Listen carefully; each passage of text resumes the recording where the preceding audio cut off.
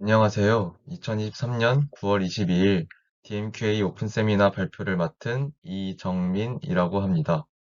금일 세미나 주제는 Dynamic Threshold in Time Series Anomaly Detection 이라는 주제로 진행하도록 하겠습니다. 발표에 앞서 발표자 소개가 있겠습니다. 저는 현재 고려대학교 산업경영공학과 대학원에 재학 중에 있습니다. 그리고 김성범 교수님 지도하에 데이터 마이닝 앤 퀄리티 애널리틱스 랩에서 현재 석박 통합과정 4학기차 진행 중에 있습니다. 저의 관심 연구 분야는 시계열 이상치 탐지와 불확실성 정량화입니다. 금일 세미나와 관련해서 추가적인 문의사항이 있으시다면 아래 이메일로 연락 주시면 감사하겠습니다. 다음은 목차입니다. 우선적으로 시계열 데이터에 대한 소개와 시계열 데이터에서의 이상치 탐지에 대한 소개를 간단히 설명드린 후에 금일 설명하고자 하는 다이나믹 스레시홀드를 활용한 세 가지 논문들에 대해서 소개를 드리려고 합니다. 그 후에는 간단히 결론을 마무리 짓고 금일 세미나 마무리하도록 하겠습니다.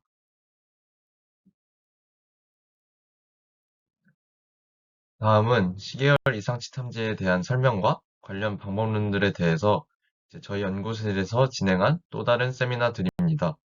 관련해서 추가적으로 궁금하신 점이 있으신 분들은 아래 이지윤 연구원의 세미나와 조경선 연구원의 세미나를 같이 참고하시면 좋을 것 같습니다. 시계열 데이터에 대해서 간단히 소개해 드리도록 하겠습니다.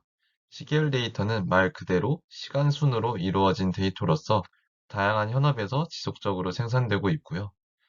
이제 변수가 하나인 경우에는 이제 단변량 시계열 데이터셋, 그리고 변수가 두 개 이상인 경우에는 다변량 시계열 데이터셋이라고 지칭을 하고 있습니다.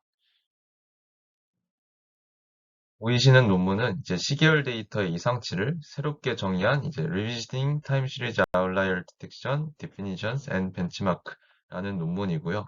해당 논문에서는 다양한 이상치를 새롭게 정의를 하고 이에 관한 시각화 및 안내를 제공해주고 있습니다. 먼저 이제 기존의 시계열 데이터 이상치를 정의한 방식에 대해서 소개를 드리도록 하겠습니다. 이제 기존의 이러한 제너럴 아웃라이어스의 기준은 이제 다음과 같이 포인트, 컨텍스추얼, 컬렉티브 세 가지로 분류를 할 수 있는데요. 먼저 포인트 같은 경우는 이제 한 포인트에서 이제 한 값 자체가 특정 이상으로 튀는 부분을 포인트 이상치라고 정의를 하고, 컨텍스추얼 같은 경우는 값이 커진다기보다는 어떤 문맥상에서 패턴이 어그러지는 한 포인트 부분에서 패턴을 깨는 이상치를 컨텍스추얼 아웃라이어라고 지칭을 하고요. 컬렉티브 같은 경우는 앞서 말씀드린 포인트 컨텍스추얼과는 다르게 어떠한 특정 구간에서 패턴이 어그러지는 이러한 이상치를 컬렉티브 아웃라이어라고 지칭을 하고 있습니다. 방금 말씀드린 이상치 기준에서 그 새로 소개한 논문에서는 이렇게 크게 다섯 가지의 이상치를 이제 구분을 하고 있는데요. 먼저 포인트 아웃라이어 중에서는 글로벌, 컨텍스추얼로 구분을 할 수 있고, 패턴 아웃라이어 중에서는 쉐이플렛, 시즈널, 트렌드 이렇게 세 가지로 구분을 할 수 있습니다. 다음으로 앞서 말씀드린 이렇게 다섯 가지의 이상치 기준들을 하나씩 시각화를 통해 살펴보도록 하겠습니다.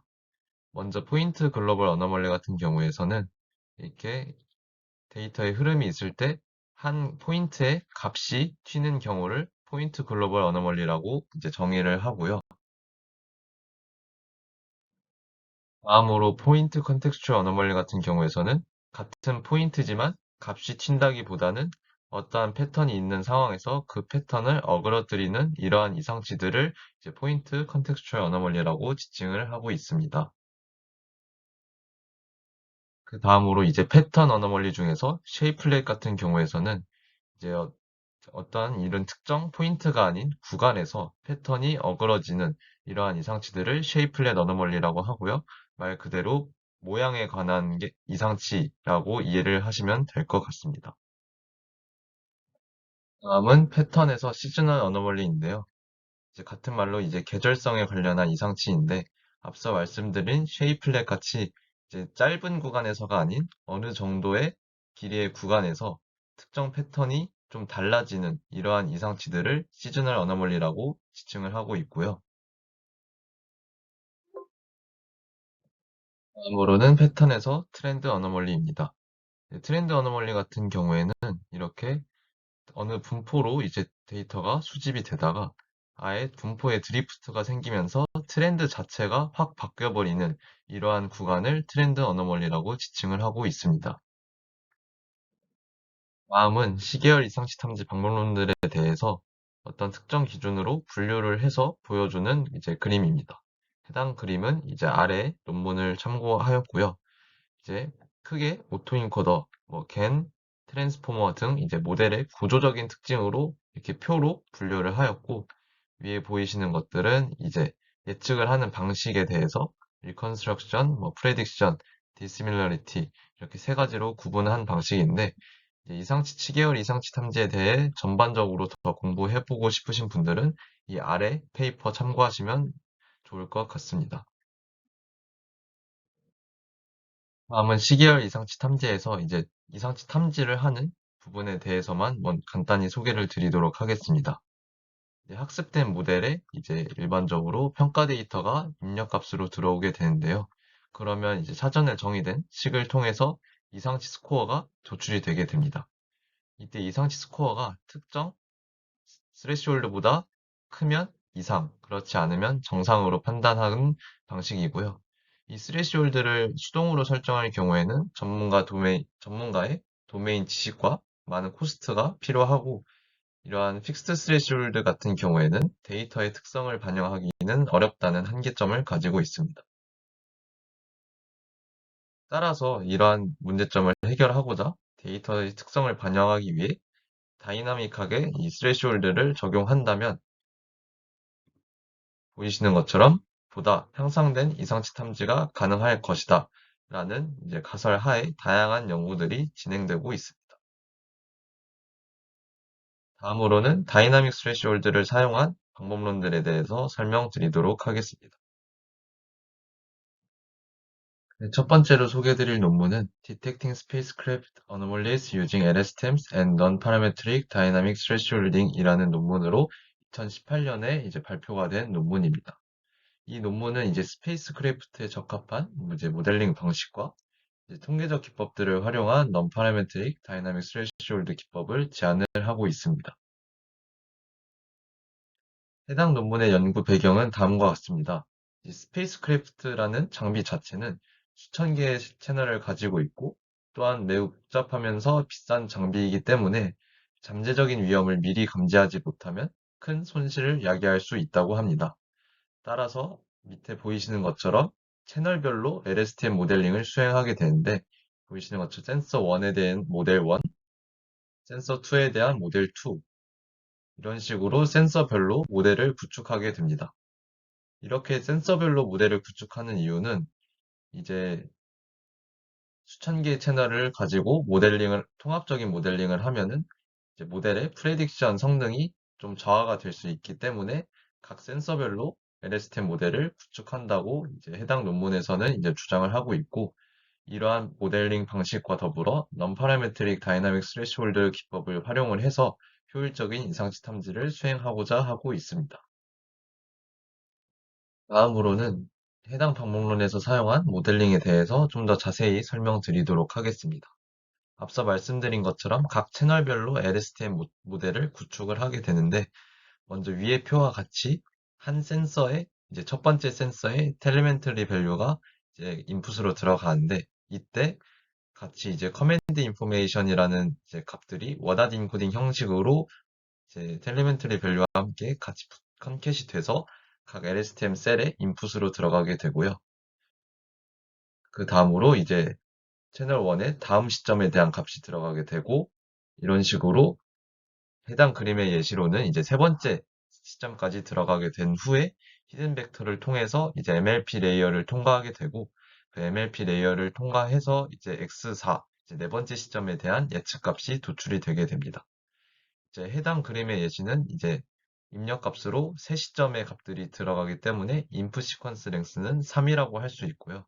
미래의 X4, 이제 한 시점을 예측하기 때문에 프레딕션 랭스는 1이라고 할 수 있습니다.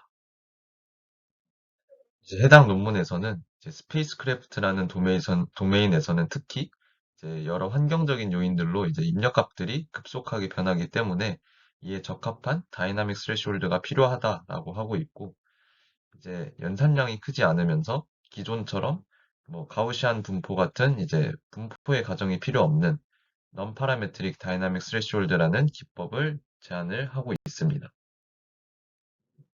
이제 이 논문에서 이제 데이터셋을 구축하는 방식이 좀 특이한 부분이 있기 때문에 간단히 설명드리고 넘어가도록 하겠습니다. 해당 논문에서는 이제 특정 이상 시퀀스가 발생하는 시점을 기준으로 앞에 3일, 뒤에 2일을 기준으로 테스트 타임 프레임을 구축을 하게 됩니다. 이 앞에 3일, 뒤에 2일 같은 경우에는 이제 도메인 지식에 따라서 이제 지정이 된 것이고요.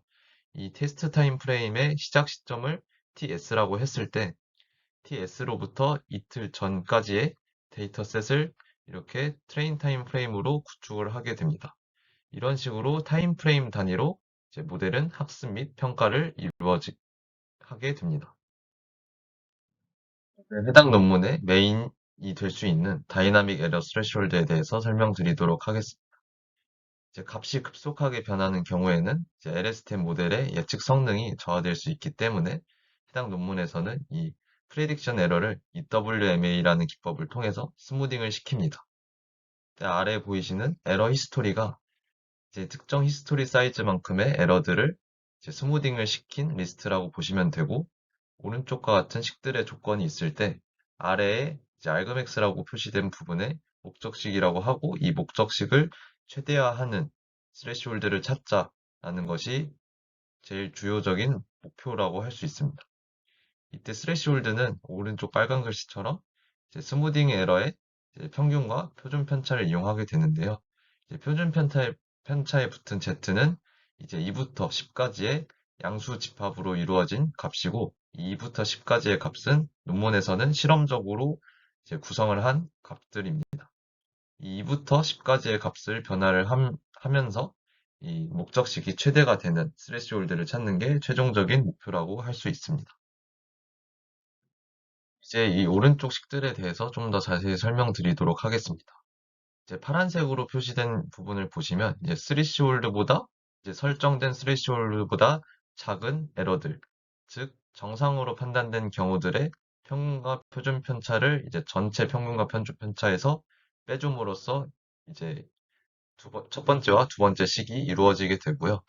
그리고 노란색으로 표시된 부분 같은 경우는 설정된 스레시홀드보다 스무디드 에러가 큰 경우, 즉 이상으로 판단된 경우이기 때문에 이 EA라는 부분은 이상의 집합이라고 보시면 되고요. 이 라지 E 시퀀스 같은 경우에는 이제 Continuous Sequence of EA이기 때문에 연속된 이상 시퀀스라고 이해를 하시면 될 것 같습니다.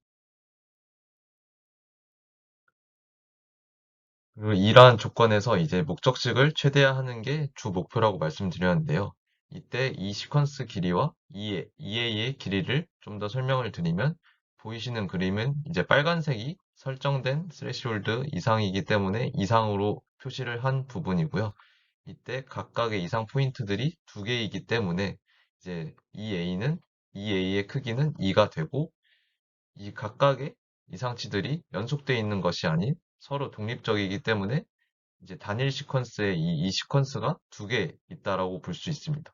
따라서 라지 이 시퀀스의 길이는 2라고 이제 생각을 해주시면 될 것 같습니다. 이 그림과 같이 스레시홀드가 한 단계 낮아질 때 이제 목적식의 분자식은 이상이 많아지기 때문에 커지게 됩니다.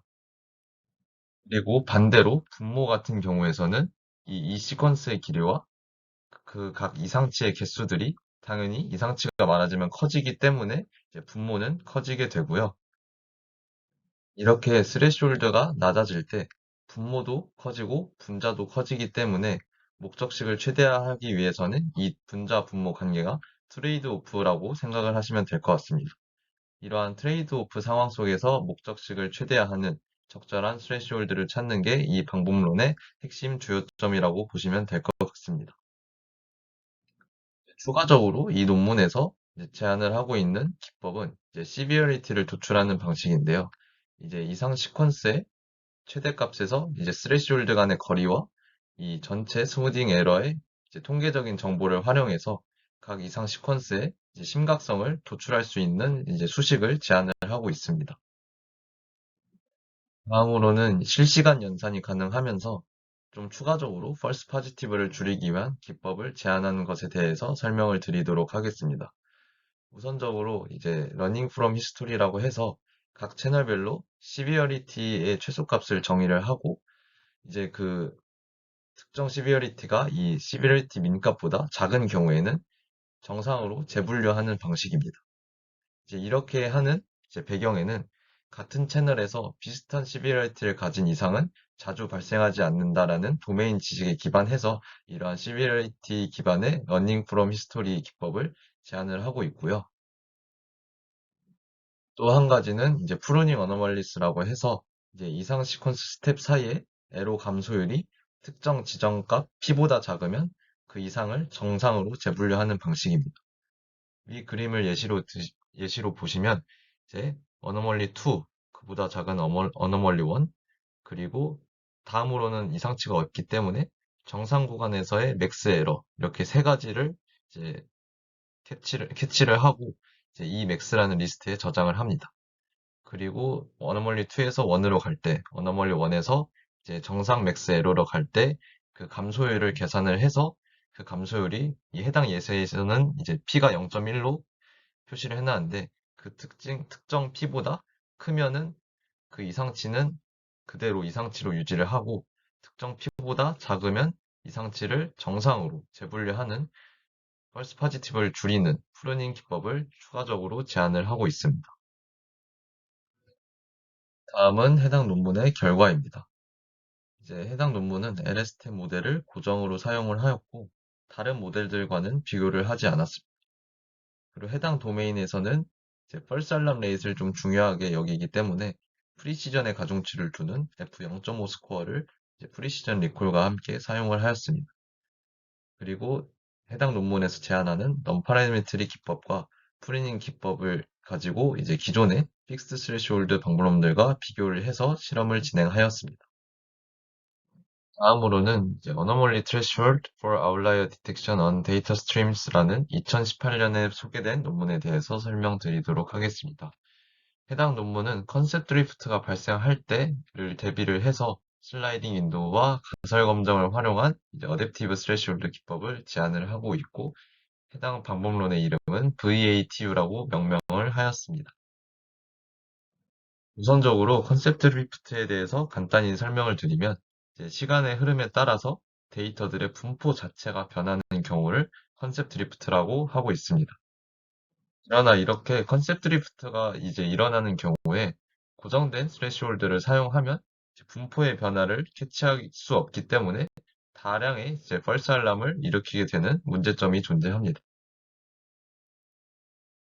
따라서 이러한 한계점을 극복하고자 본 논문에서는 이제 VATU라는 방법론을 제안을 하고 있는데요.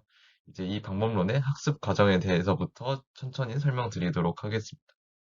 학습 과정은 이제 정상 데이터를 인풋으로 받아서 그 정상 데이터를 잘 복원하도록 모델을 학습을 시킵니다. 그리고 검증 데이터가 들어왔을 때 이 검증 데이터들의 이제 이상치 스코어들을 이제 ZW1이라는 리스트에 저장을 하게 되고 이 ZW1에 저장된 값들을 통해서 이제 초기 스레시홀드를 설정을 하게 됩니다. 그 후에 평가 데이터가 학습된 모델의 인풋으로 들어가게 되는데 각 데이터마다 이제 그 이상치 스코어를 ZW1, ZW2, TW 리스트에 각각 저장을 하게 됩니다. 이 저장하는 구간은 이제 윈도우 사이즈 t만큼을 채울 때까지 저장을 하게 되고요. 이때 각 샘플의 이상치 스코어가 초기 설정한 스레시홀드보다 크면 이상, 그렇지 않으면 정상으로 판단하게 됩니다. 이렇게 특정 t를 채울 때까지 이상치 스코어들을 이제 각 리스트들에 저장을 하게 되고요. 이렇게 하나씩 저장을 하고 이제 특정 t까지 이제 저장을 하게 됩니다. 이제 ZW2의 길이가 t 이상이 되면 ZW1과 ZW2의 평균에 대한 가설 검정을 수행을 하게 되고 이때의 기묘가설은 두 리스트의 평균이 같을 것이다입니다. 이때 먼저 p-value가 유의 수준보다 작은, 즉 규모가설을 기각하는 부분에 대한 이제 스텝을 소개를 드리면 먼저 ZW1에 ZW2를 대입을 하면서 ZW2는 초기화를 시킵니다. 그 다음으로 TW로 이제 스레시홀드를 새로 업데이트를 합니다. 이때 업데이트하는 식은 이제 앞서서 초기 스레시홀드를 설정하는 식과 동일하고요. 그 후에 TW 길이 마이너스 이 T만큼의 길이만큼 이제 TW 앞부분을 삭제를 시킵니다. 그리고는 이제 ZW2에는 이제 초기화가 됐기 때문에 다시 T 길이만큼의 스코어를 순차적으로 저장을 하게 됩니다. 반대로 p-value가 유의 수준보다 클 때, 즉 규모가설을 채택하는 경우에는 비교적 스텝이 단순합니다. 설명을 드리면 이렇게 ZW2가 있을 때 ZW2의 첫 번째 스코어를 이렇게 제거를 하게 되고 그 후에 다시 하나를 쌓으면서 순차적으로 가설 검정을 계속 진행하게 됩니다. 그러한 식으로 스텝이 진행이 되고 이때 TW의 길이가 특정 스레시홀드 윈도우 사이즈 M으로 나눠 떨어지면 그럴 때에도 스레시홀드를 업데이트를 수행을 하게 됩니다. 그리고 TW의 길이가 어퍼 바운드보다 크면은 이때 TW의 첫 번째 스코어를 제거를 하는 방식으로 전체 스텝이 구성이 되어 있습니다. 다음은 해당 논문의 실험 결과입니다. 우선적으로 두 개의 artificial 데이터셋을 사용을 하였고 모델로는 오토인코더 그리고 LOF로 사용을 하였습니다. 이제 보이시는 빨간색 그래프가 제한 방문론인 VATU에 대한 설명이 이제 결과이고요. 아래 이제 FATU 같은 경우는 이제 윈도우 사이즈를 어댑티브하게 하지 않고 이제 고정된 사이즈로 한 방식을 이제 방식의 결과를 기재를 하였습니다. 이제 마지막으로 소개드릴 논문은 이제 Anomaly Detection for Unmanned Aerial Vehicle Sensor Data Using a Stacked Recurrent Autoencoder Method with Dynamic Thresholding 이라는 논문이고요. 이제 무인항공기 데이터에서의 이제 이상치 탐지 자동화를 위한 다이나믹 스레시홀드 기법을 제안한 논문입니다. 이 연구 배경은 이제 항공 기술이 발달됨에 따라서 무인 항공기가 이제 상업 및 군용에서도 국제적으로 통합되고 있을 만큼 이제 중요해지고 있고 이제 안전성 향상 및 운영 비용 절감을 위해서는 이제 무인 항공기에서의 이상치 탐지는 점점 중요해지고 있는 상황입니다. 이러한 상황에서 적합한 다이나믹 스레시홀드 기법을 제안한 것이 가장 큰 기여점이라고 할 수 있습니다. 이 모델링 방식은 이제 LSTM 스택드 오토인코더 하나를 사용을 했는데요. 먼저 싱글 LSTM 오토인코더 같은 경우에 대해서 간단히 설명드리면 이렇게 인코더에 이제 시퀀스 순으로 이제 데이터가 들어가게 되는데 이제 복원을 할 때 데이터의 역순으로 복원을 한다는 특징이 있습니다. 이러한 싱글 LSTM 오토인코더를 다량의 인코더와 디코더를 통해서 이제 LSTM 스택드 오토인코더를 구축을 해서 사용을 하고 있습니다.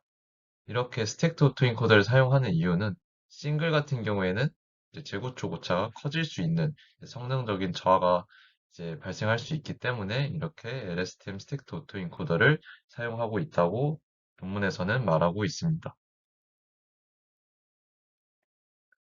그리고 추가적으로 이제 사용한 테크닉에 대해서 설명드리도록 하겠습니다. 기존 연구들은 이제 재구축을 할 때 손실함수로 단순 MSE 로스를 사용을 하게 되는데요. 이제 해당 이제 논문에서는 이제 더 큰 로스를 도출하는 샘플에 더 큰 가중치를 적용하는 다이나믹 웨이티드라는 테크닉을 이제 사용을 하고 있습니다. 간단히 설명드리면 이제 특정 이 C라는 값보다 이 오차가 작은 경우에는 이제 2분의 xi-xi 프라임 값을 이제 기존 MSE 로스에 곱해주고 그리고 C값보다 이제 오차가 큰 경우에는 그것의 2배를 곱해줌으로써 이제 왼쪽에 이제 그래프처럼 이제 웨이티드 밸류가 커지는 현상을 볼 수 있습니다. 다음으로 이제 해당 논문에서 사용한 다이나믹 스레시홀드에 대해서 설명드리도록 하겠습니다. 이제 해당 방법론은 이제 학습 데이터 이상치 스코어의 정보를 활용할 뿐만 아니라 이제 이전 시점들의 이상치 스코어의 기초 통계량을 같이 활용을 하고 있는데요. 여기서 L이 학습 데이터의 이상치 스코어 기초 통계량 정보이고 M과 S가 이제 테스트 데이터의 이제 이전 시점들의 이상치 스코어들의 기초 통계량 정보라고 할 수 있습니다. 이 학습 데이터의 정보와 이제 이전 시점들의 정보를 이제 WY와 WZ를 통해서 가중합을 함으로써 스레시홀드를 이제 설정을 하고 있습니다. 다음으로는 해당 논문의 실험 결과입니다. 이제 이 논문에서는 이제 UAV 도메인에 해당하는 데이터셋 한 가지를 사용을 하고 있고요. 이제 모델 또한 이제 백본 모델 또한 LSTM 스택 오토인코더 하나를 사용을 하고 있습니다. 이제 논문에서 사용한 테크닉인 다이나믹 스레시홀드와 다이나믹 웨이티드 로스 펑션의 유무에 따른 실험을 진행을 하였고, 이제 결과는 다음과 같습니다. 네, 다음으로 결론 말씀드리고 이번 세미나 마무리하도록 하겠습니다. 이제 첫 번째 논문 같은 경우는 이제 스페이스 크래프트 분야에 적합한 이제 LSTM 모델링 방식과 다이나믹 스레시홀드 그리고 펄스 파지티브를 줄이는 추가적인 테크닉을 제안을 하였고요. 두 번째 논문 같은 경우는 이제 컨셉 드리프트가 발생하는 상황을 가정을 하고 그에 맞게 슬라이딩 윈도우 기법과 가설 검정을 활용해서 스레시홀드를 업데이트하는 어댑티브 스레시홀드 기법을 제안을 하였습니다. 마지막으로 세 번째 논문 같은 경우는 이제 무인 항공기 데이터셋에서 이제 이전 시점 이상치 스코어의 기초 통계량을 활용한 다이나믹 스레시홀드 기법을 제안했다고 할 수 있습니다. 참조 문헌은 다음과 같고요. 이상으로 금일 세미나 마무리하도록 하겠습니다. 고맙습니다.